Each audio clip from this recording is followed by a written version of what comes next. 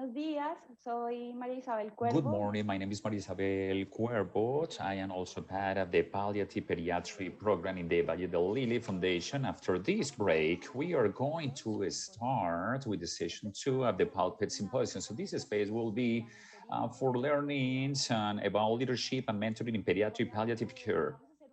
So we are going to make a change in the order of the presentation. So first of all, we're going to have the Dr. Wendy Gomez. So she's an oncologist, a palliativist in palliative care in the oncology unit of the Robert Craig in Dominican Republic. So she's also created the first program in her country to provide attention in palliative care exclusively to oncopediatric population. So she's also a member of the Latin American Palliative Care and representative for the country of the Palliative organization Sin Fronteras.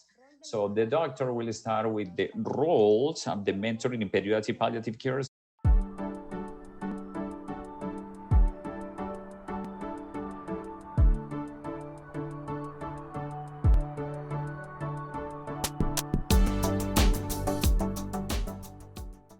Un fuerte abrazo desde la República Dominicana, honrada y agradecida de que me estén invitando a su segundo taller PALPED de Fundación Valle del Lili. Vamos a abordar muchísimos temas sobre cuidados paliativos, pero también vamos a conversar sobre el rol de los programas de mentoría en los cuidados paliativos. Yo colaboro en el principal hospital de niños de la República Dominicana, también en el Instituto Nacional del Cáncer y con el St. Jude Children's Research Hospital. La pregunta es, ¿qué es mentoría? ¿Qué es mentor? Vámonos un poquito a la historia, donde el famoso Ulises de la Ilíada, antes de irse a esta importante batalla, coloca un mentor a su hijo para que lo instruya, le enseñe y le enseñe las cosas de la vida. Su hijo se llamaba Telémaco. De acá que tenemos ya una idea de dónde viene esta palabra. Pero en sí, ¿cómo se define el mentoring? Se define como un proceso de orientación donde una persona asequible comparte sus conocimientos, habilidades y experiencias para ayudar a progresar a otros en sus propias carreras, proyectos, trabajo, investigaciones, etc. Vamos a tener que ver que va a haber un proceso constante de motivación, capacitación, guía y modelo. Pero ojo, esto no es unidireccional. En un momentito nos vamos a encontrar que tanto el mentoreado como el mentí se va a beneficiar de esta relación. ¿Cuáles son los beneficios del mentoreado, de quien recibe este tipo de experiencia? Más efectividad en todo en su proyecto, en su trabajo, nuevas habilidades, mayor confianza en sí mismo y de lo que puede ocurrir. Una oportunidad para desarrollar habilidades, una fuente de conocimiento y experiencia que hay que aprovechar. Una caja de resonancia para discutir ideas y enfoques antes de tomar una decisión. Digamos, donde ven dos ojos, a lo mejor ven más que uno. Una oportunidad para pensar distinto y un alcance de los objetivos de una manera más rápida y efectiva. Ahora, el mentor, la persona que está del otro lado brindando dicho conocimiento. ¿En qué le beneficia? En que hay una satisfacción per se laboral de ver que otros colegas, a lo mejor un poco más jóvenes en algunas ocasiones, van desarrollándose. Mayor reconocimiento por parte de colegas y compañeros, desafío y estímulo para estudiar, datarse, investigar. Haber identificado el futuro potencial de la persona a la cual se está guiando, aprende, se desarrolla, reconoce sus propias habilidades de mentoría, que a lo mejor no sabía que tenía. Se da una perspectiva generacional y una cultura más expandida, porque muchas veces las colaboraciones se dan entre países, entre regiones, entre continentes o entre instituciones diferentes. Se establece el fortalecimiento de habilidades técnicas de liderazgo e interpersonales para continuar experimentando nuevas ideas y percepciones. Pero ¿quiénes nos reportan esta experiencia? Ya tenemos estudios validados y certificados que nos dicen, por ejemplo, este del Children's Oncology Group, que 70% de los jóvenes investigadores reportaron positividad de una relación mentor-mentee. Óigase, ya no es algo que estamos inventando, ya no es algo que se está diciendo en el pasillo. Es algo que está totalmente comprobado por personas que ya han transitado por la vía del estar en el programa de mentoría. 47% de ellos reportan una nueva colaboración. Óigase, después de haber tenido la primera, como que gusta tanto y se aprende tanto y es tan positivo el proyecto que buscamos nuevas colaboraciones, nuevos proyectos. Se reporta que 40% reportan la obtención de un gran o de una publicación. Óigase, no es algo que queda solamente en una misión de comunicarse, de conversar, de un intercambio de correos electrónicos. Es algo que puede llegar a quedar plasmado en un paper, en un artículo, en algo donde otras personas justamente se contagien de lo que es este proyecto. Vamos a tener esto. Estamos hablando del programa de cuidados paliativos. Como en los profesionales de un programa de cuidados paliativos se sienten ayudados principalmente en países de bajos recursos. En países de bajos recursos recordemos que estamos todos los que tenemos mayores necesidades, todos los que a lo mejor no seamos Europa, Canadá, Estados Unidos, todos estamos ahí incluidos. Colombia, República Dominicana, México, Centroamérica, Haití. Todos, mediante este tipo de proyectos, podemos mejorar, tener un factor de impacto sobreagregado a lo que vamos a hacer en el futuro. También se describe que la mentoría puede ayudar a construir mejores programas de mentoría. Óigase, si empieza un par de mentor y mentee a emplazar esta relación, a empezar la comunicación, a plasmarlo, a comunicarlo, a demostrar los proyectos que se han desarrollado, más que una relación, pueden hacer un programa. Indudablemente, tenemos tangiblemente uno de los mejores ejemplos que tenemos en el mundo, con el programa My Child Matters, que sabemos que dan grants año tras año, se realizan convocatorias. Aquí tenemos algunos ejemplos, por ejemplo, en Guatemala, donde se hizo un desarrollo de un proyecto para enfermería, de cómo instruirlas en lo que es enfermería, atención, cuidados paliativos. De ahí varios países se vieron beneficiados. Por ejemplo, países de Centroamérica, República Dominicana y Haití. Tenemos también otro proyecto de cuidados paliativos que fue realizado en Honduras. Pueden ver el gran mapa a nivel global de todos los proyectos que se han estado estableciendo a través de 42 naciones, donde muchas personas, muchos mentores y mentees han entrado en enlace para mejorar y producir proyectos de impacto que han llegado muy lejos. Por ejemplo, el programa más tangible que tenemos es el programa Cuidando de Ti, dirigido por la doctora Jimena García, la doctora María Isabel Cuervo y todo el equipo que llegué a conocer justamente a principios de este año, antes de la pandemia. Un equipo hermoso, integral, que brinda una atención holística y que más que nada está publicando, está plasmando su experiencia, la está compartiendo con otros, inclusive otros países. Eso no ha quedado ahí. Es algo que se está expandiendo y sabemos que con los recursos que se han creado de este gran programa se van a seguir beneficiando más países en vía de desarrollo. En fin, ¿qué es la mentoría?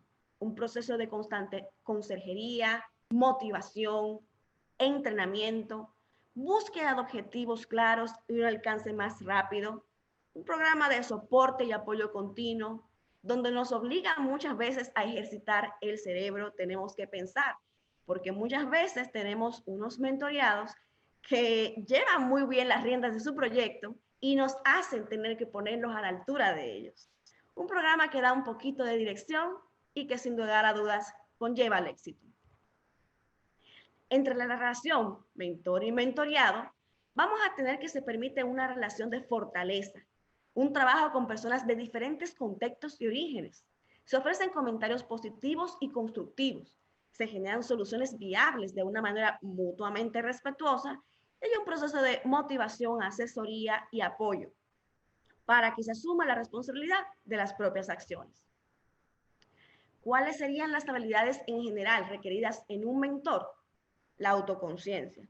Y a eso nos referimos en, ¿estaré yo en capacidad de poder mentorear a otra persona, llevarla, darle mi experiencia? A lo mejor me considero muy joven, a lo mejor me considero que hay otras personas que pueden hacerlo mejor. Pero créanme que en ese proceso uno muchas veces queda sorprendido y uno tiene capacidades que a lo mejor ni uno mismo conocía. Un proceso que indica y que pide credibilidad, asequibilidad para una comunicación efectiva, mediante la inventiva y la creativa, produciendo relaciones empáticas y de comprensión. De tal manera que el rol de un mentor es ser coach, asesor, proporcionar al mentorí una mayor expansión de su networking y ser un facilitador. La pregunta es, ¿de dónde sacamos a un mentor? ¿Cómo lo encontramos? Hay varias vías, señores. Tenemos lo que es la red personal. Muchas veces en nuestras instituciones, en nuestros países, en una institución amiga de nuestro mismo país, podemos encontrar colegas que por su forma de liderar sus proyectos, podríamos pensar en que ellos nos pudieran a lo mejor ayudar, recomendar, coachar o mentorear. También a partir de un programa de mentoring formal, que aunque ustedes no lo crean, existen varios publicados y en un momento se los voy a compartir. Podemos buscar referentes o modelos a seguir, estos grandes maestros, estos grandes mentores que llevamos durante toda nuestra carrera de medicina o carrera de cuidados paliativos o de oncopediatría, que es donde yo me he formado. Tenemos gente que es experimentada y que le gusta enseñar. Y a través de programas internacionales ya preconcebidos. Tenemos, por ejemplo, la American Academy of Hospice and Palliative Medicine. Se ofrece programas de mentoría. Y justamente les dejo aquí debajo el link, donde a lo mejor pueden encontrar esta información que a lo mejor no tenían a la mano, pero son cosas que tenemos que saber para poder encontrar un buen mentor. Tenemos el Palliative Care Leadership Center, donde también buscando, yo misma no conocía este gran recurso, se puede llegar a establecerse programas de mentoría.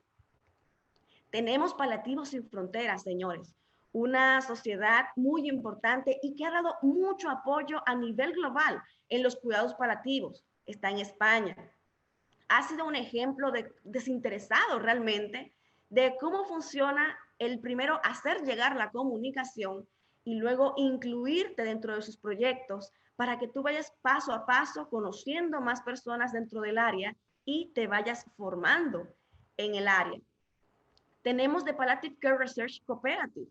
Tampoco lo conocía, pero me ha sorprendido que también tenemos este acápite donde dice selección para un mentorship. O sea, tenemos al alcance tantas herramientas que podemos utilizar como la Sociedad Latinoamericana y del Caribe de Oncología Médica, donde también nos comentan que en el mundo del Premio Internacional de Desarrollo y Educación y Cuidados Paliativos se brinda educación médica y un programa de mentoría científica para personas que deseen aplicar. Estamos dejando los links para toda persona que se vea llamada a la búsqueda.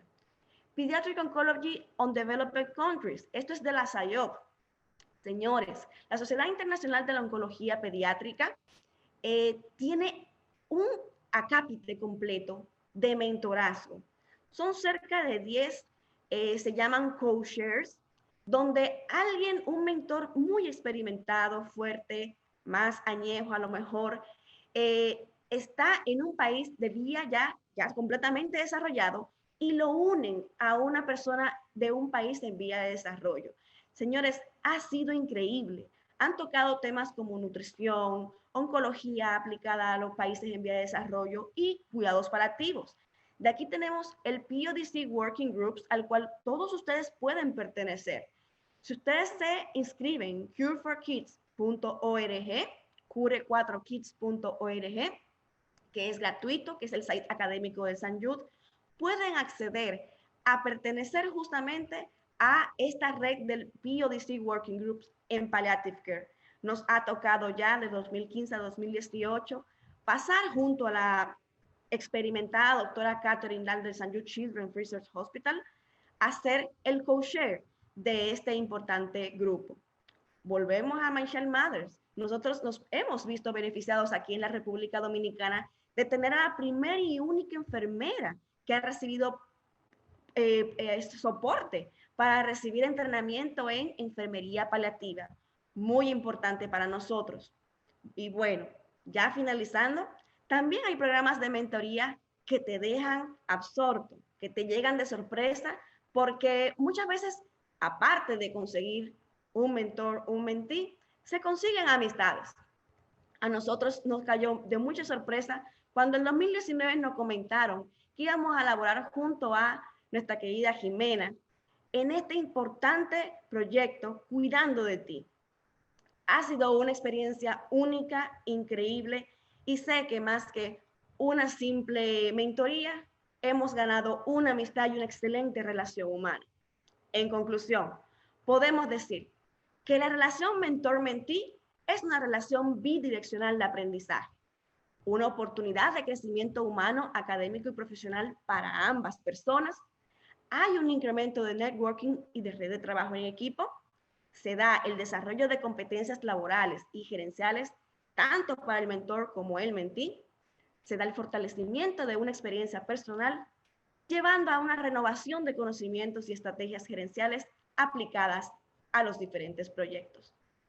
De verdad, creo que entre nosotros y buscando más manos ayudas, podemos buscar más procesos de mentor-mentí para seguir creando metástasis positiva entre nosotros.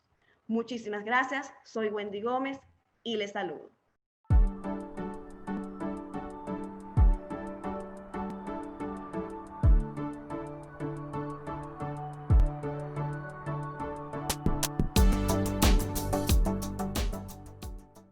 Doctora Wendy, muchas gracias por los aportes. Dr. Wendy, thank you very much for your insights. Thank you very much, your enthusiasm and leadership for the program, taking care of you. It's been essential and fundamental, and thank you for your lesson learned. We've been able to advance in all the process. So right now, I'm going to introduce the Dr. Jimena Garcia. So she studied in the Universidad Libre de Cali and made pediatrics in ICESI University in 2016. She started the master in palliative pediatric care in Rioja in Spain. In November 2017, so she created the first program, a palliative pediatric program, which name is Cuidando de Ti, taking care of you. She's also working as a physician leader in Valle del Lili Foundation. She's been a very empowered doctor for providing massive education to the collective pediatric care to all the professionals in the health in the regions with the goals of providing to the populations a health service with high quality. So her talk is going to be about experiences and mentoring opportunities in pediatric palliative.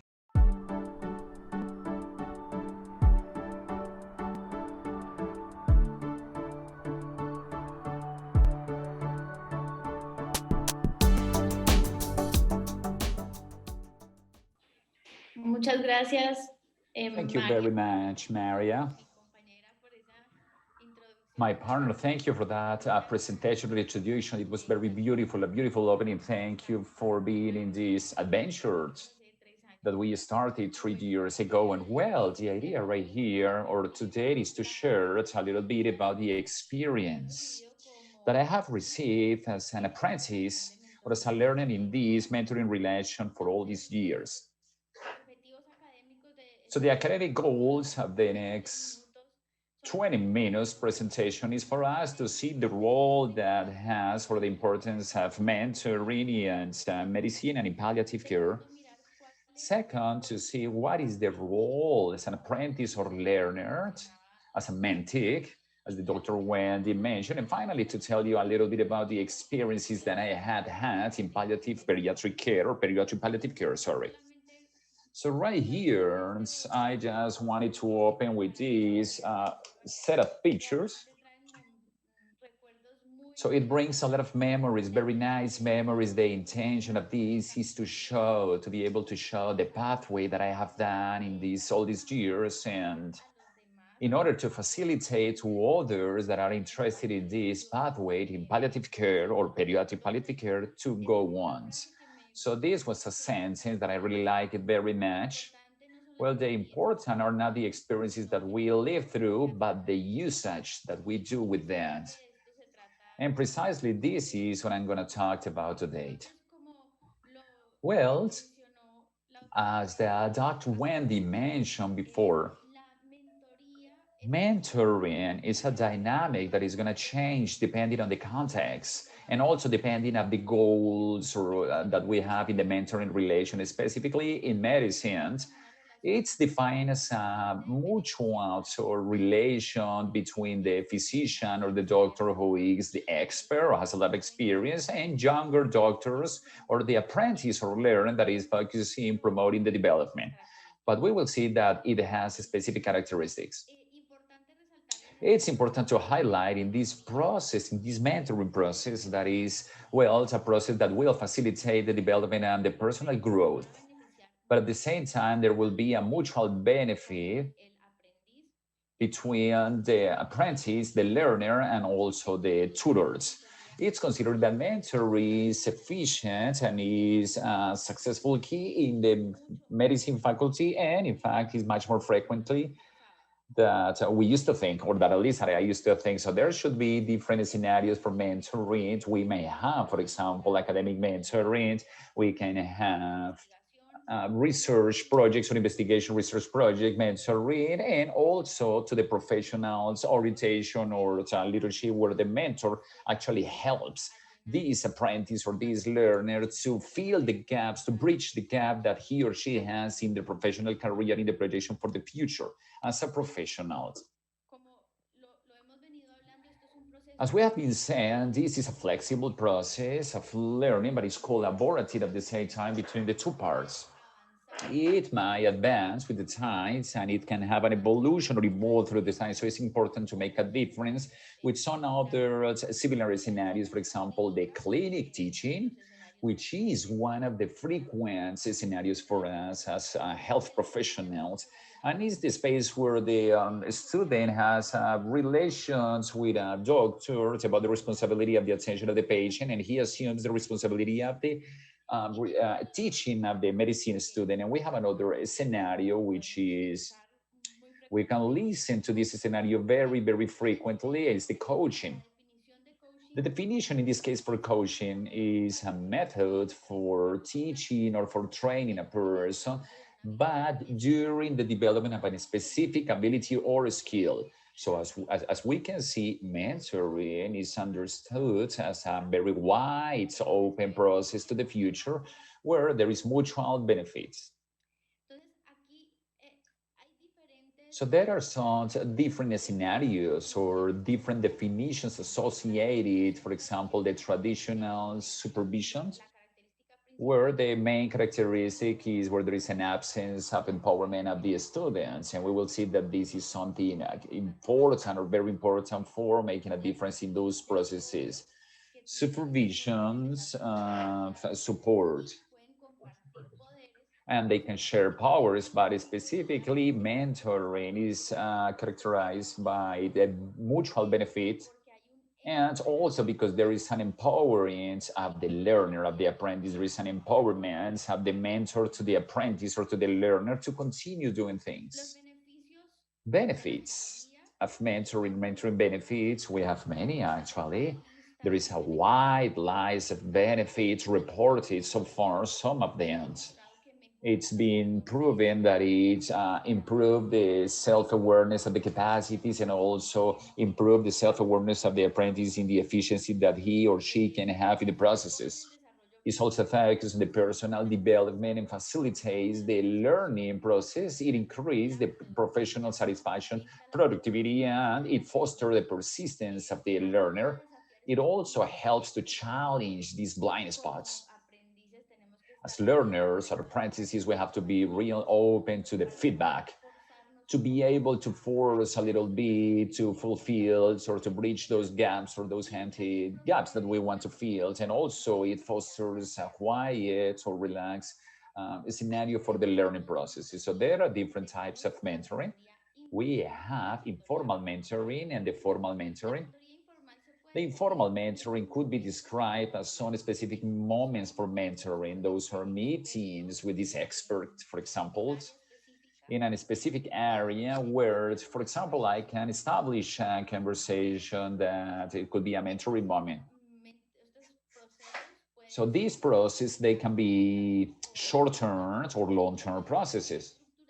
And they could be structured or not structured. We will see how during the last years I've been able, or I have the privilege to have the two or different ways of forms of mentoring and formal mentoring, where there is an agreement, intentional agreement to do these processes of mentoring. So it could be a person-to-person, peer-to-peer, one-to-one, or group. When there is a mentor, for example, and he's in charge, he or she is in charge of a group of learners in a specific process. There's a lot of literature about this. I was really surprised when I was preparing this talk. But actually, they tell you through different documents how we need to document that mentoring, for example, how we need to measure the results of that mentoring, especially when we are towards formal mentoring. So what features and attitudes or characteristics are key for the mentor?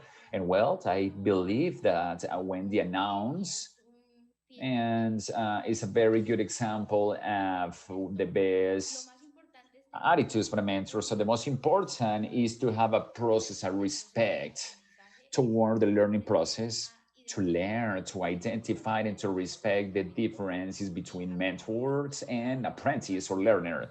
And also to understand that every single one is going to have a process for learning, to be an inspirational source. I believe is the most important, to learn or to teach through the example, to foster, to promote competencies, efficiency, improvement, progressions.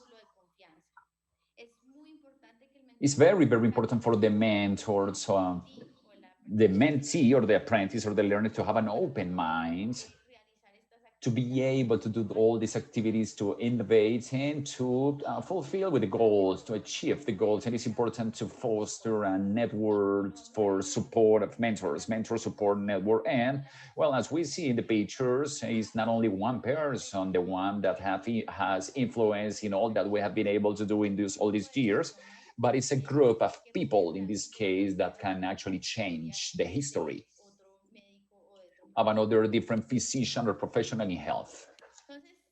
Well, we are really focused right now on seeing what is the role of the mentor, but it's essential the role of the learner, the apprentice, the mentee. And what this is talked about, so how we can be better learners, mentees, how we can be much more efficient, how we can promote or foster this relation between the mentor and mentee. So, well, some of the general characteristics are, so they need to have motivations, humbleness, commitment, determinations, be willing, have the time, availability, and open mind, as we previously mentioned. They need to share mentor and mentee, well, some characteristics to make this relation to progress. There is a lot of proposals from mentoring in the different scenarios of the medicine, as we can see right here on the screens. And actually, they talked about the importance of the mentoring inside the medical education, not only in, for example, in palliative care, but also surgery, anesthesiology, in women's mentoring as a promoter for leadership in professional in health women's. Also, it has taken a very essential and important role, and there are some specific programs for this. And obviously in some other services related with medicine, of course.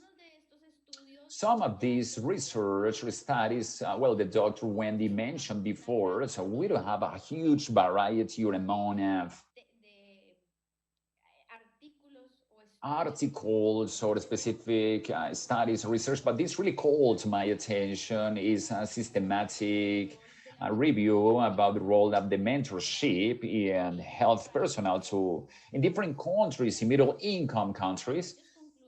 Well, the conclusion for this one is there is a scarcity in the research and investigation about mentoring or mentorship as a strategy for training it in the development of the professionals in health in context like the one that we have.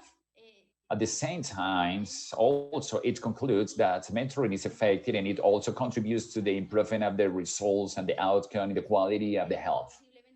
So this is possibly a model that we need to promote and to replicate much more. And something that really called my attention is that in the low or middle income countries, it's much more frequent the trend or the tendency to control than to do mentoring processes. So it's not so frequent this relation, the mutual benefit, where it is empowered the mentee or the apprentice, but it's also a relations where there are some differences or I am going to supervise the apprentice or the mentee.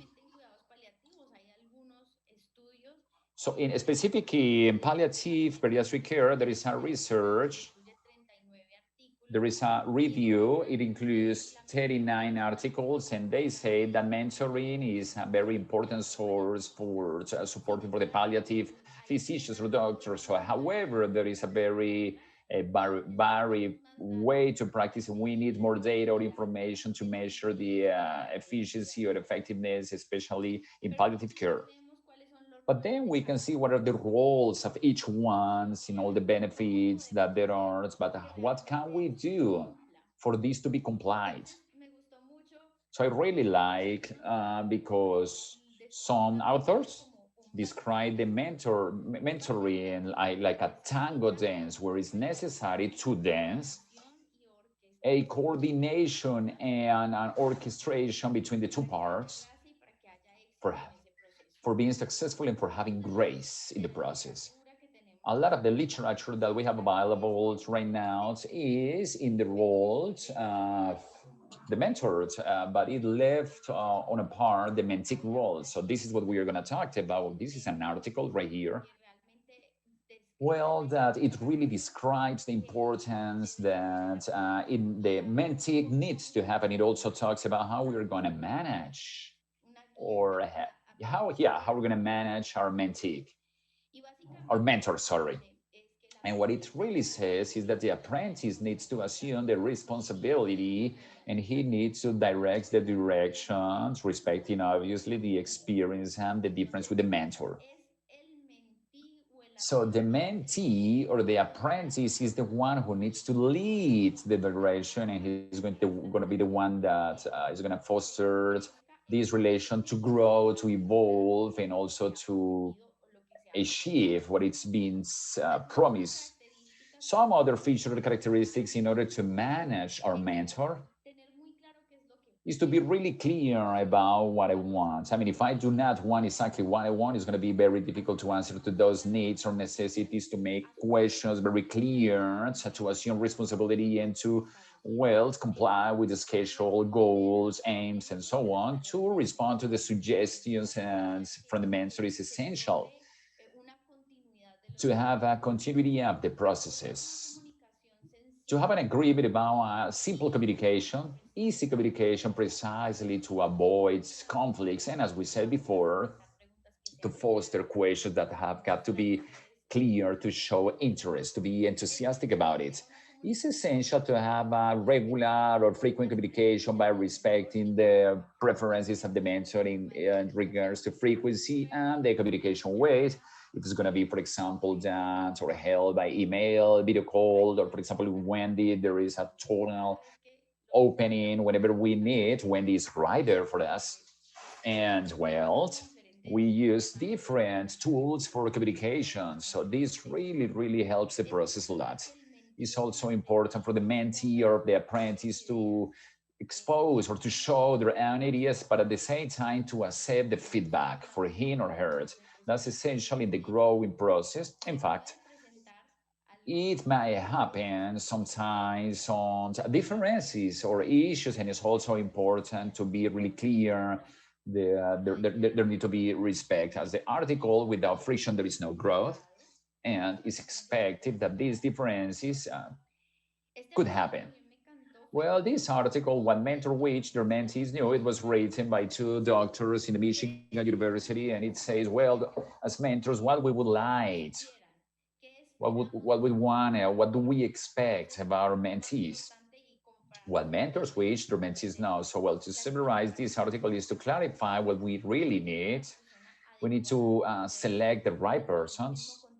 It could be inside the cultural context or a person that, or well, something that is close that with the necessity that I have in research to comply with what is promised to achieve and always to finish what you started, to respect the time of the mentor and to be enthusiastic and energetic with all the learning process. So well, right here, I'm showing some of the experiences about how it all began.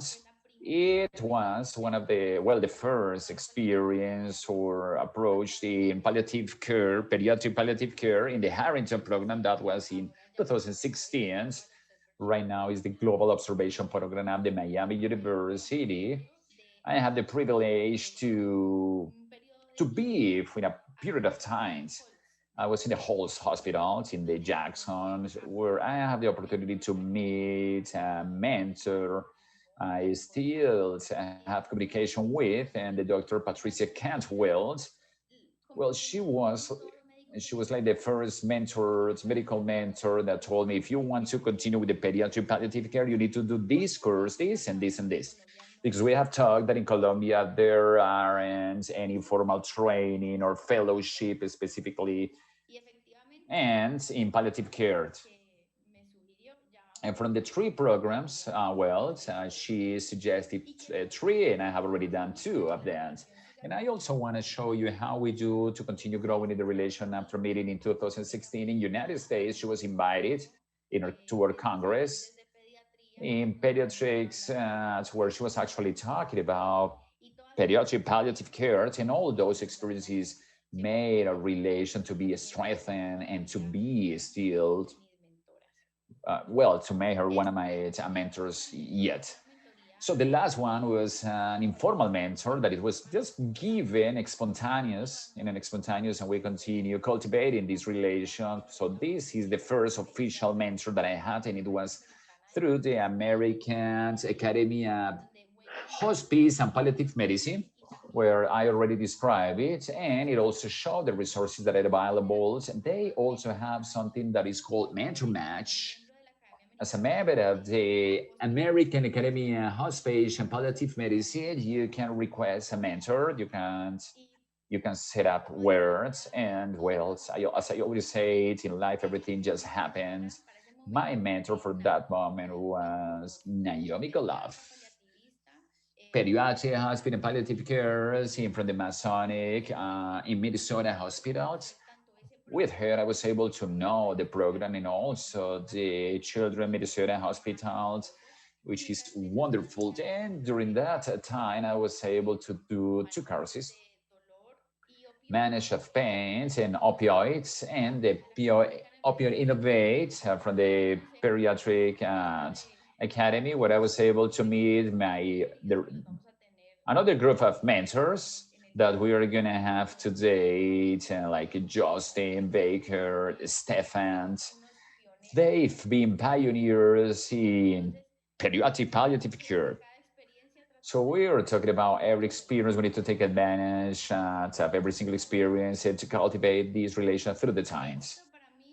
Well, for me, this trip, this journey, this experience, it was decisive to do the course or to take the practicals in pediatric palliative care in the Harvard University, where the Dr. Joanne Wolf, she's going to be speaking today in the afternoon. Well, it's an honor to have Joanne Wolf here. She was my mentor or the tutor in my process in the project and during the course.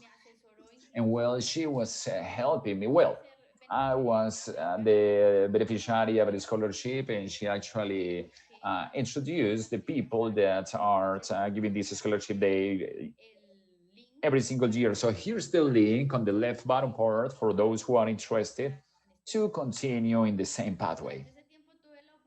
In all that time, I have also the chance to meet Mark Stoltenberg. He's one of my mentors.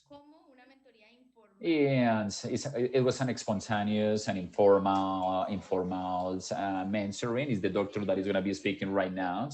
And we have also promoted with him different educational and academic strategies right here. He's inviting us to her place or house with some other people from different countries in order to build the support network. And then eventually we have the opportunity to have him here in the institution for humanized cares in all the services of the hospital, not only in adults, but also in children. And today we're going to have him today.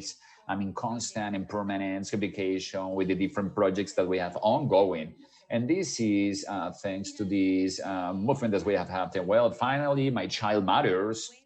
It was mentioned by Wendy. This was something magical. So one of the oncologists, told me about the calls, and she said, "Well, Jimena, you need to apply because your program is very beautiful."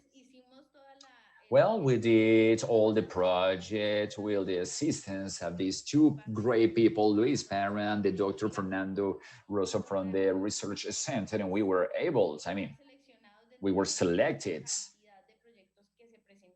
and among different projects that are presented worldwide. So this has really fostered or boosted the program in a very beautiful way, especially in the last year. Well, like the second mentoring, formal mentoring that I've received, My Child Matters. Well, they have Wendy Gomez as mentors. And well, it's been a very enrichment experience in mentoring that I have ever had. She's a very open person. She's very flexible, cooperative, empowered. She's always promoting us or motivating us to do things better. We have compliance on research and investigation projects. And well, in this way, we can return this relation that we have. And I can barely say, well, I can say that we got mutual benefits. Through My Child Matters, we have had also some mentors that are informal, like Justin Baker and Sarah Calmanti. They have also helped us in this process, and they are always willing. As we always say, this is the family of My Child Matters, and all this networking that it's done through these experiences always helped grow as professionals to identify opportunities for innovation, for learning inside our programs. And well, lastly, the scholarship of EPEC, which is one of the recommended careers by Patricia at the very beginnings of this career, where we have the opportunity to meet back again with all these mentors that we have seen before and to continue strengthening these relations and continuing working in these projects that we have created through these years. Well, it's really, really important that actually I'm going to leave right here. Well, the next course, EPEC course is going to be open and virtual. You can just write down to these emails right here on the button in the right, and they have sessions, program session for the next 6 months of 2021. So if you require or are interested in having more information, well, I'm going to leave these talks are going to be well recorded for you to take notes about these available resources. Finally, this last article, The Power of Mentoring, is very valuable. It also talks about the power of mentoring. And it summarizes basically saying that for being very efficient or to make it efficient or to make this mentoring process, we need to be brave, to give the next step, to identify what we really want and not to be afraid of asking or requesting. We cannot be afraid of rejecting. The doctor said, well, that it's going to happen in some moments, somehow. So we cannot be afraid of that. We need to create our own professional network for connections as well, and to use those connections whenever we need to. And also to have our own brand, to be authentic with what we do. And finally, to take care of us, sleep well, eat well, because tiredness makes us make mistakes. So, well, this is one of the biggest recommendations I have here. So we are the results of all these experiences and all these mentors.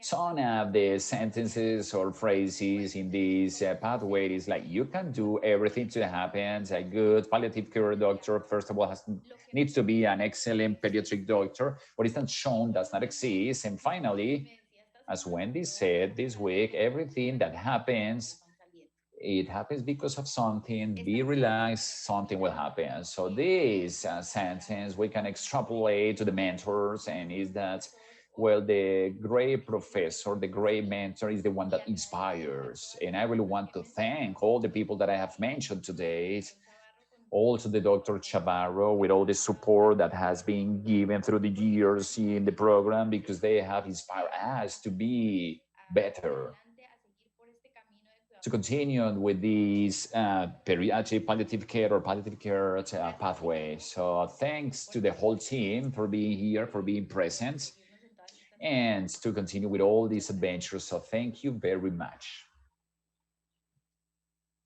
Gracias, Jimena, por la presentación. Thank you very much, Jimena, for your presentation. I believe that you've been a leader in the whole process, and all the characteristics that are required for the mentic are complied, because you've been brave, because also you have been humble to receive all the suggestions and advices from your mentors.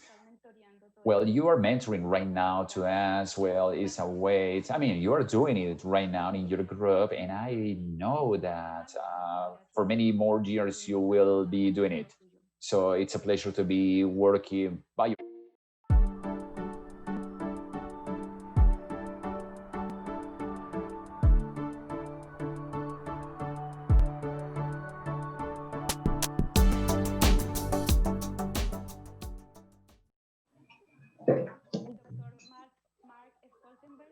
Dr. Mark Stoltenberg will be with us in the next talk.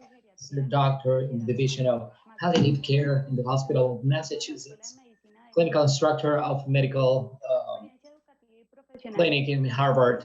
His professional trajectory is long licensing in bioethics and healthy politics in Loyola Chicago University, family medicine and clinical specialization in palliative care, the University of Harvard. Dr. Mark is from the Division of Palliative Care, started in the year 2016, leadership structure, and his main interest is to provide integral service to patients who face grave illnesses in Boston and in the world. He will be with us to give us the talk, Tools of Success and Leadership in Palliative Care. Welcome, Dr. Mark. Gracias a todos. Thank you to all of you. La Hospital Fundación Valle de Lili y Jimena por esa invitación. Es un placer para hablar con ustedes. Entonces, for me to talk with you. I'm going to have a short time talking about tools of success and leadership in palliative care. This will be directly connected to the things that Jimena is saying, but to put into a global perspective and bigger, how we want to use the tools she was talking about to provide access to palliative care. So now the objectives or the goals for this talk are going to be to understand the need of a cultural change, a wide cultural change, in order to increase access to palliative care.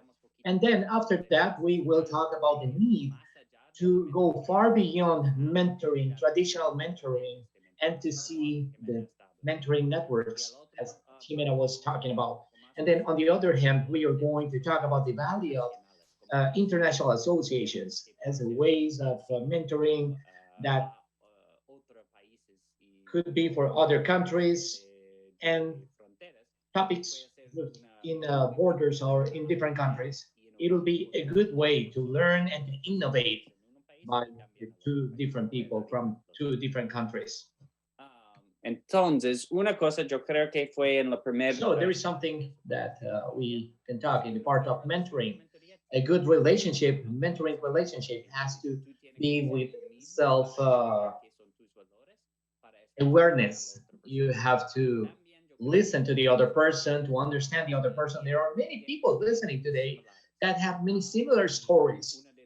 And one of the parts that I like to say to be a mentor or a mentee is happiness to connect with people with the values, similar values. So I am going to use like 4 to 5 minutes to discuss a little bit about my story. I'm in the middle of palliative care, so it's the best way to understand my presentation. So this is from one patient that I saw before in Belize 6 years ago, more or less, for me and for all of us. My experience with palliative care and in order to enter to this specialty is always in the medicine.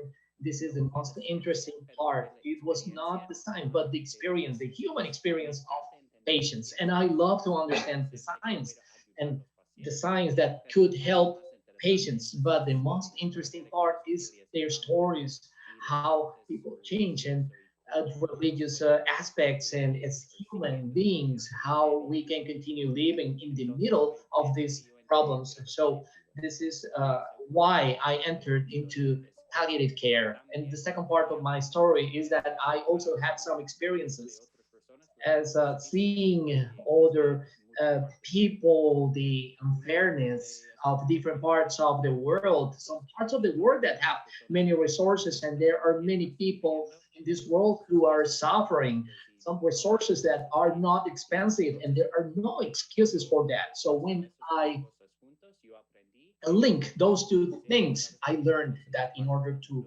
grow in palliative care in different parts of the world, there will be a mission of life for me. So that's one of the patients when I was uh, finishing with family medicine, the program. So I started with training of palliative care. So that was a patient that didn't have a family in Belize, had a lung cancer. He was suffering, and doctors didn't know how to use different things, the management, religious management, professional management.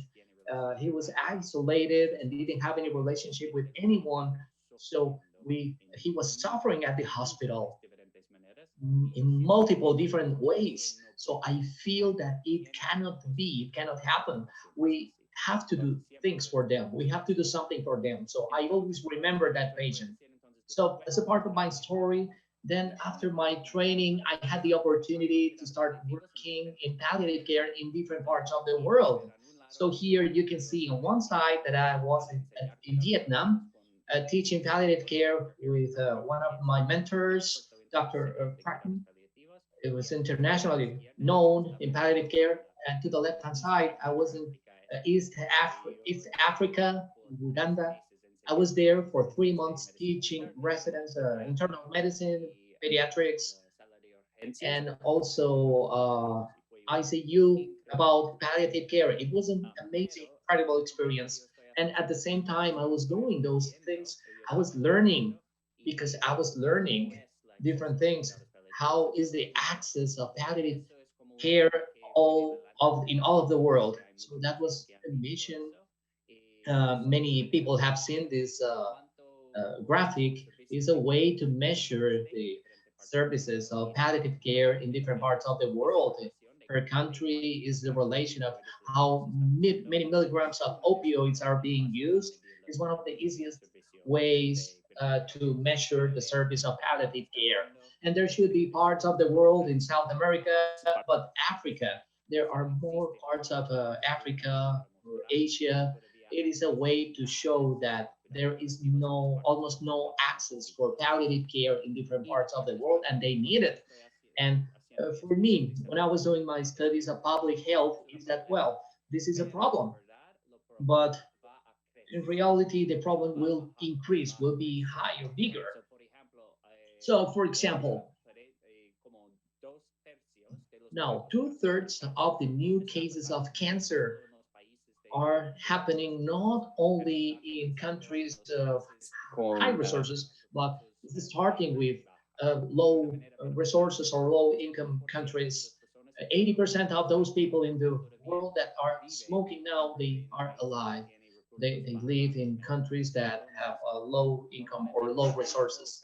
So normally we think that, oh, cancer is a problem of Europe and the United States. No, cancer will be a problem, a bigger problem, and we will grow in parts of the world that don't have palliative care. And many people say that the problems of many old people or elderly, how can we manage their chronic problems? it is a problem of countries of many resources, but that will be more, way more in countries that have low and middle resources, and it will be 1 billion more old people or elder people in the United States. The country with many resources is going to be maybe 100,000. So it's going to be mostly in countries of low resources or middle resources. So the problem is going to be bigger than what it is right now. So in the middle of my learning process about this problem, I received one introduction, and the question was what to do against this or facing this. And what I'm going to show you is not going to be only a solution. We need new policies in order to verify different processes. We need to verify access to medicine for people who need it. We have to teach all the systems of medicine, how to use medicine, how to respond to suffering processes. And we need to create new services of consultations at hospitals, aleatory services, home services. So there are many things that we need to do.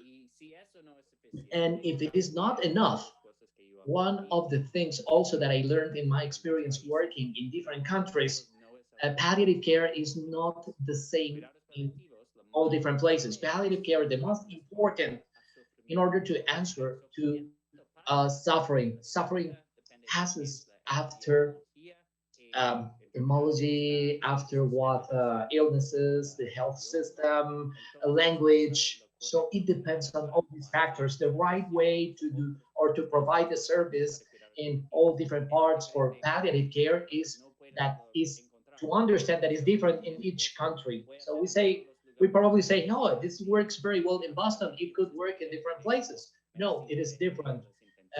As for example, intensive medicine, resistance, or cardiology, because it is necessary to put it into the part of the culture, because suffering process is so specific in different contexts. So here we can see that the palliative care is different in every country. So that's what I was working on 3 to 4 years ago. There is a big problem. The problem will be bigger. The solution needs like 4 different strategies from different abilities. And also if they are going to find a solution at any place will be different from a different place. So, okay, my God, what can we do with this problem? So this is a saying that I use when I see some suffering process or a big problem. So it was Reinhold Niebuhr, is that God grant me serenity to accept the things that I cannot change, courage to change the things I can, and wisdom to know the difference. So this is a difference. So, but we have to see the things that we can change. So it will be in the mentoring, it would be a key aspect in order to back up this problem. So now the quick response, what can we do facing this problem that will grow even more? So that's what we are going to talk about now. Now, first, the integration of palliative care in all the care system requires a change of culture. Now we are going to talk about what that is. And then now, if we want to do that change totally in the system, it requires a network in mentoring, a mentoring network, learning between mentors and mentees should be bi-directional. Mentors are the people who have the experience, and mentee is, and at the same time are learning, same as mentees. Now, finally, how the international associations provide opportunity for the learning and innovation in both sides. So now, one part that is very important from this, we see this big gap, and who is going to provide palliative care all over the world. So it's not going to be from specialists. There will be never specialists all over the world in order to manage all this suffering process all over the world, including places like United States or Europe, we have enough Absolutamente, no specialists, tenemos maybe, suficiente para but we manejar don't todos. have enough in order to manage all the problems. So this is a very important stage that we need to put our attention in palliative care, the abilities, the tools, the basic tools, abilities that we can teach and transmit to our colleagues. So, eso es como So otra now vez, this is solo mostrando basically the commission is only showing this how big this suffering process is. There are numbers only to show ASL to that is not going to be enough. There are not going to be enough specialists. One of the super important steps is that we have to teach and do this change of culture in all the system. One of the parts that I have experienced is to put primary attention, to provide primary attention. This is a document I had the opportunity to be a coordinator of this and how to integrate palliative care and primary attention. So I believe that this is one of the first fundamental steps, because in most of the world, most of the care that patients are receiving start and end in primary attention because the systems don't have many specialists. So that's one of the spine or main point in order to approach these strategies. But also, it's not only about primary attention. We also need capacity to respond it in order to integrate our colleagues, in order to do a cultural change, integrate all the health systems in order to respond to patients' needs. So what change of culture are we talking about in order to be more specific? This is one of the paintings that I love. The name of this painting is The Doctor. And there could be, it happens like 150 years ago. This is not something new. And then the story of this is that, as you can see, there is a man who is in front of you, is a doctor, and there is a child who is dying. And then the doctor didn't know what the child had.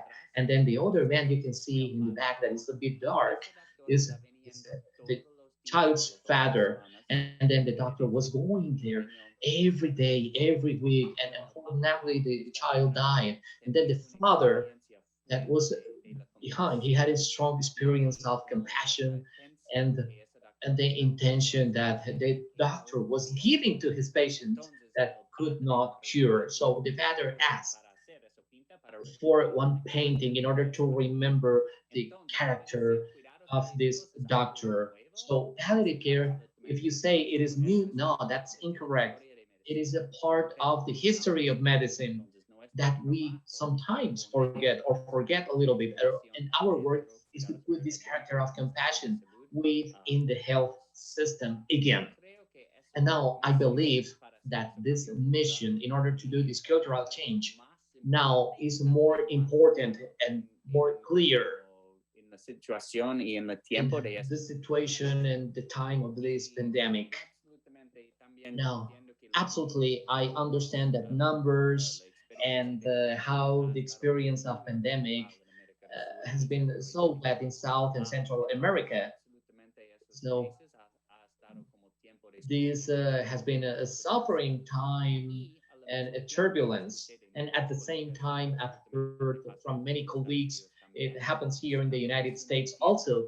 It is a time, it is an invaluable time in order to show all the processes of hospitals and the chiefs of ministries, and same as important is palliative care. So there is an opportunity for innovation in our hospital, and we have been trying to provide palliative care at the unit of emergency for many years. But in the middle of this pandemic, the culture was more prepared, ready, and now we have a program in the emergency room that we could not do before. Now it is because the context of the pandemic. It was an opportunity that everybody is seeing. There is a lot of suffering. There are many patients that we cannot cure, but we can do something. And palliative care could be that something. Now, what is exactly palliative care? What can we do with palliative care is to put compassion to the medical centers. Something I remember from my colleagues passed in April. our cases of our COVID were super high, and many people were dying every day. And one patient died from COVID, and one of my colleagues, one nurse, needed to call their family members. Was the third call she did within 6 hours to say that the patient died. And she was in a very calmly way saying that the patient rests in peace. And when people were listening and everybody was crying, so they were saying, we are so tired. These days were so difficult. But to listen to a person, to talk to a family with compassion and patience, so it is really inspiration for us in order to continue taking care of our patients. So it was an excellent example. As palliative care could be an example for all the system. As we can see the compassion that is in the middle of our care process. So now we have to do a cultural change, and how we can do that. Jimena explained this part very well, that it doesn't work as the system before.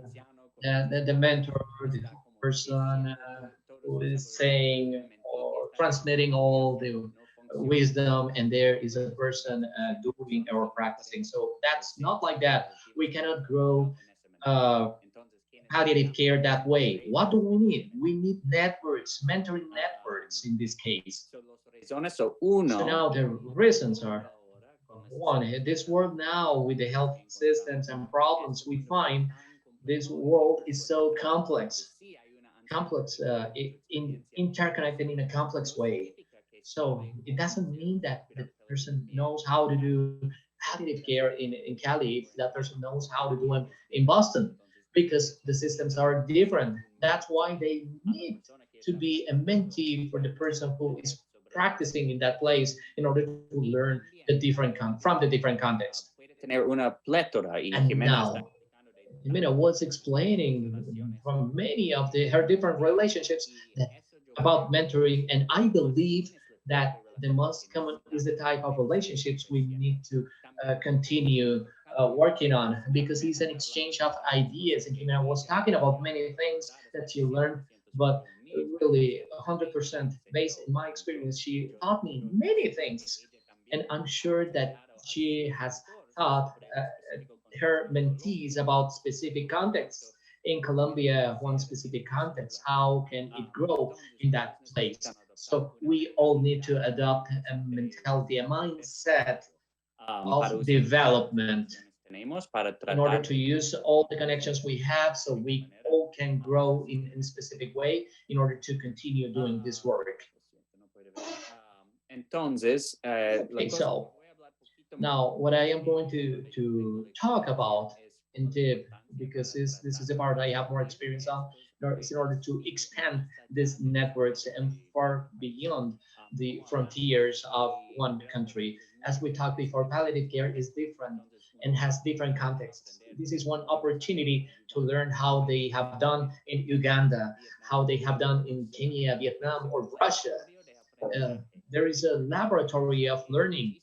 So, and I took many ideas from Africa, from Chile, and now we are using them in Boston, because all different places have new opportunities in order to treat different problems, different systems, and different cultures. So opportunities are unlimited, and we can increase, we can grow our services, have better services if we share our experiences. And now, as I was talking before, these benefits are absolutely bi-directional. It's not the old idea or incorrect idea that of places of with big institutions, Harvard, that will help or serve all the world. Yes, there are some resources in Hamburg, the place I work, in many other countries, structures. There could be educational courses, but at the same time, there are resources that are so important and same in importance than we in other places we are working at. They can show many new ideas, new innovative or innovation ideas. with less resources when you don't have all the resources that a big city such as Boston has. So it's super important to understand that all the connections is not only for places with resources to help places without resources, but is to share ideas and we all can be better. So when we are thinking about these associations, and one way to think about this is that if you are going to be working with a person from another country or in another country, is to show. I'm going to think about a map, a context, the people as your partner, the person who is talking, and then the toolbox, and what exactly you have in order to help. So you can see if you are the mentor or the mentee or the person who's learning in this case, because as we talked before, is an exchange in these two directions. So the first part of the map, we were talking about this before, but in the local context, is different. It's super important to listen before start, to say, oh, I believe this is your solution. So this includes the local burden of illnesses, the health system there, the systems for cancer that is so strong in that place. So there is maybe another place that the primary attention has new programs, home programs. So that will be a good start point. It is very important to understand the context and then vision, goals, and programs of the country. So now the key points as the map of the map are that palliative care are response to suffering. So you have to understand the context of suffering before get to know how to be better. Then palliative care programs, they have to reflect the local context as health resources, local culture, epidemiology, and so on. The other thing that is very important when we are talking with patients, and it also works very well when we talk to our mentors. So start by listening, not by talking. Listen to the problem, listen to the context, listen to the important things from part of your colleague before you provide any advice. The second part we talk about is about your associate. It is important to think about that person and what are their interests, their role in the institution, and same as Jimena was saying, is a responsibility from the person, from same as the mentee, the relation, or to say, yes, this is where I want to be in 5 years. So it has to be from both sides. And something very important sometimes when you are working in places that have less resources is that the size of work here, you can see some of my colleagues in Jamaica, Belize, in Chile. So this is the agenda clinically of patients. It's so full that yes, they have many energy. They want to do many things, but they don't have time to do it. So it is important to ask ourselves, yes, you want to do many things, but do you think that you have the time to do it? Sometimes they say, yeah, Mark, maybe I don't have enough time. I would love to do that, but maybe in 6 months from now. And I respond, yes, of course. And as we talked before, the exchanges, those are some examples that my colleagues taught me that I am trying to integrate in my hospital in Boston. So here is how the physical therapy system they have. They have a place with people who have some weeks to live, and it has a lot of physical therapy because they have a plan to listen, and they listen. Hey, what do you want to treat to have for your body functionality? Now here in the United States, we don't have that mindset, so it's so good. It's very good, and it was shown. I showed this picture to all my colleagues or all the people here in the United States. And here in the middle, I have my colleague from Jamaica. So she's a person doing one specific training for palliative care in Jamaica. And this is a way they can select how many patients they treat, but it includes not only the disease and how many times they have to see the vital signs. It's the psychosocial suffering and the religious aspects. So they have a very good system in order to avoid the total suffering. It is a part of their plan to provide these resources for diseases or illnesses. And then this is the part behind her house. She showed me many things and how a person can work really hard in order to work for against the suffering process. It is incredible for me. I learned many things from her. There is on the left side, there is a group in the list. This is a group that started doing palliative care as a volunteer. Most of them were volunteers. And I learned how important this can be for patients. And many times when we went to a patient with so much pain, we started to talk about how to increase the morphine doses. And they said, no, no, let's see who are the people who are going to be with us. And I have learned many things from them, how a group of volunteers is a fundamental part of the services. Now, as a toolbox, we talked about this, and as institutional resources, how your mentoring network and your experiences is important, the opportunities you can have in order to provide palliative care in different contexts. You can share to your colleagues, to your associates, in order to learn that from different persons in different parts of the world. I am going to finish with these examples. There is a examples as mentoring network, spaces to help, and you can feel that the size of suffering, the size of the mission is so big, because as we talked before, we have services, we need to teach people, train people, we need to change different aspects. If you are seeing that, you can feel how this is a big load over your shoulders, on your shoulders. And something that is very important to remember is that all the programs in the world, they don't start with four things in all different parts of the world. Each country, each place starts with small things, small part. If you have small program with a few patients, if you have another program that can provide consultation with inside the hospital, yes, start with that. If you have some pediatric program, yes, start with that. So the reason to show this is to understand if you have access to palliative care for many years, eventually you need everything. You cannot teach only people for 10 years and not putting attention to services, to medicines. It doesn't work that way. But it is very important to understand that this is one agenda for many years, and it's not necessary to do everything, but to do it in parts. But the idea is to try to think in the context, to start talking with your partners, with your associates, what is important for them, how much free time they have, think about the experiences you can offer, and try to have a plan. That's what we want to do or achieve in 2 years or in up to 5 years. And eventually we can do everything, but we have time. Now, the last thing, yeah, this is too much, maybe.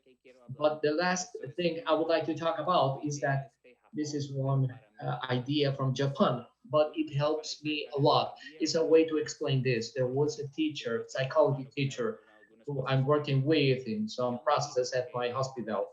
And he told me that each September with his psychology students, when he starts, he is very happy. And his students, they ask, why are you so happy? And he said, because sufferings, psychological suffering processes are different from person to person, but each year I have one student that loves to work with mothers, with children. I have another student who would like to be the best in research all over the world. I have another student who loves to teach and will be a teacher, professor to teach all the students in different parts. So I feel, the professor said, that I don't need to manage all this suffering because I have a team of many people with different interests, and our work is not to do everything, is to think what is my specialty, where am I going to be, what resources I have in order to do it. So it will be like the guide in Japan. Of course, I don't speak Japanese, but it's one idea to think. And I'm thinking about this because you can do it for yourself and to help the people, the mentors or mentees, for them to think about So think about what you like, the things you like, what you can do well, what can you do at your profession, and what the world needs. You can find what's in the middle of this that you like to do, you have the talent to do, and the world needs. That's where we need to go. And if we can help with all our mentoring network in order to think that way, so those different parts will be different people in different parts. So we are going to be a team in all these situations. So we can feel that suffering gap we have. And now the reason why I like to do this job is to have these international connections and have this in all these different systems. So thanks to all of them. And for me, there is a saying that could help me in order to gain confidence and to continue with hope is this one from Margaret Mead. Never doubt that a small group of thoughtful, committed citizens can change the world. Indeed, it's the only thing that ever has. So we cannot do it by ourselves, but together as networks, mentoring networks that are connected in different parts of the world, we understand that everyone can learn and teach in two interactions. Eventually, we can fill this gap and see that there will be no one suffering in this process. So thank you very much. Tan excelente presentación. Dr. Mark, thank you very much for your excellent presentation. It is wonderful to listen to the experiences you have had in this professional trajectory. You are helping this gap to access of palliative care access is field being filled. So thank you for this space. It is a pleasure for me. It is an honor for me. Thank you. Now we continue with the section of questions and answers. And then we are going to start with questions for Dr. Wendy. Dr. Wendy, Dr. Wendy, good morning. So please open your microphone. Hola, Good morning, doctor. Thank you very much. One assistant Viviana Bocanegra asks a question if mentoring could be applied also to other professionals, maybe social work. Efectivamente, ya que los cuidados paliativos son un estilo de vida, una herramienta transdisciplinaria. Todo el que entre ahí, psicólogos, trabajadores sociales, fisiatras, todos pueden tener una mentoría. Por lo general, se busca entre pares, o sea, gente que ya está del mismo campo para que tenga, digamos, el mismo nivel de conocimiento, el mismo manejo, pero de hecho he sabido también de enfermeras que buscan mentoría con médicos, trabajadores sociales que buscan mentoría con psicólogos, para así llevar un aprendizaje mixto y más nutrido, más complementario. So in order to our professional training, we are constantly in mentoring processes. And at this level of palliative care, there are always ways in order to provide information and to get more information about this. Thank you very much. We go with a question to Dr. Garcia. The program, Cuidando de Ti program, is one of the objectives is to widen the coverage of patients. So what do we need in order to achieve this goal in our region? There is a lot we need to do. As Mark presented, the needs, the palliative needs in all the world are so big, and for children as well. And this is a concept that is growing. And we need to get all the different aspects or points. We need help, political help. We need to work hand in hand with our directors in our different institutions to show the importance and relevance of palliative care. We need education. We need to incorporate palliative care in our pre-undergraduate and postgraduate programs of education. We need access and we need integration of palliative care that is specialized with primary attention. So that when we have a lot to do, you know it from our program, we are trying to cover all the palliative needs of the region through training processes, through telemedicine. This is one of the advantages that this COVID-19 has led. And I think that way we can get to more people step by step. We continue working. So taking advantage of this space where many people are listening to us, different institutions, each one working from their different roles in order to provide palliative care to those different places, those different institutions with the resources that each region is providing us and integrating all the actors. So now, Dr. Mark, now there is a question for you. You're a leader in education for Latin America. Now, what are the strengths that you have found along all this work in countries with low or mid resources in the health systems that each region has? What strengths? We know that we have many things that need to improve, but in your experience, you have seen strengths in the health system in our countries? It is a good question. Yeah, the strengths that I have found, there are many. One, I believe that for me is most important. Is in the United States, we have a justice system and we have palliative care system. Those are very separate. It started 30 years ago, but it changes the way we think about it. We think sometimes, okay, we do it for justice or for palliative care. And in other parts of Latin America, for example, Jamaica and Chile, where I have experience, it is not a gap between those two aspects. It is the same, it is linked. And I think it is better if a patient is suffering, for example, in Chile, all people with cancer can receive palliative care. If a patient is suffering, okay, let's take it to palliative care. So we do it from the diagnosis up to death. So there is no questions if there is a decision that the hospital has to make, but it is not like that. It is the same palliative, the same care all the time. It is a better way to think, but I cannot understand that difference if I hadn't had the experience in a different context, because the context in the United States is different. And then the other two things I would like to mention is that one, also the way to integrate spiritual care in the process. It is in Belize is 80% spiritual, 20% medicine, and it is so important in Jamaica and Chile. I believe that because those places are more religious, but regions, it is important for them.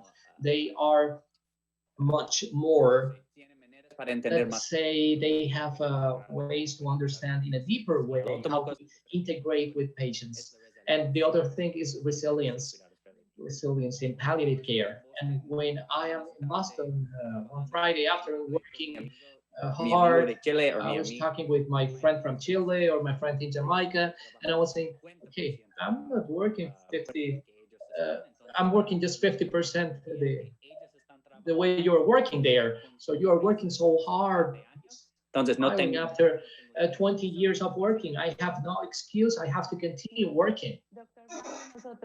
Dr. Mark, here in Colombia, we have a law that helps or supports palliative care that are integrated in our health system. Now, we need these palliative cares to get to different cities, all cities that are far beyond, far. And this is one of the works we need to do at country level, political level, with the health system. So, Dr. Wendy, one question for you. You have shared the benefits of mentoring, the benefits in the personal development, professional development, some clinical aspects, academic aspects. Could you share with us one of the benefits you perceived in this process of mentoring that you have received from the Para mí ha sido todo el proceso un aprendizaje. Un aprendizaje académico, científico. Jimena me ha actualizado a mí. Ustedes como equipo me han enseñado cosas que yo he venido a aplicar aquí a la República Dominicana, no solamente a nivel clínico, sino de trabajo al unísono, de que uno solo work, a veces no puede hacer you tanto by como yourself, varias you cannot do personas many al mismo things tiempo. different as Para mí doing desde el with principio, many desde la people at vez the que nos same conocimos con time. Jimena, con The ustedes en beginning when Colombia, I met todo ha sido Jimena in una Colombia, educación continuada everything has y been de continuous excelencia. education Ustedes son los que me están and mentoreando a mí en realidad. excellence. So you are the mentors for me here. Your visit was gave a lot of hope to us. You motivated us. You are a leader. Thank you very much for accompanying us in this process of implementing pediatric palliative care here in our institution. It's been a privilege to have you here. So we don't have any more questions right now from the public, and I would like to take advantage of this to highlight the work each one of you have done in your countries. Dr. Jimena, you continue being empowered in this process, and we hope that this pediatric palliative care can be widened for the region, transmitted for the region and the country. And thank you for these spaces. We can do it because from the place you are seeing us, you are sensitizing about the needs we have. And thank you very much for this space. Now we are going to have a break. There are 3 minutes to noon. The break will be for 2 hours. In the afternoon, we will have the next conference from a doctor in Bogota from HAMI Foundation, and we hope to see you at 2.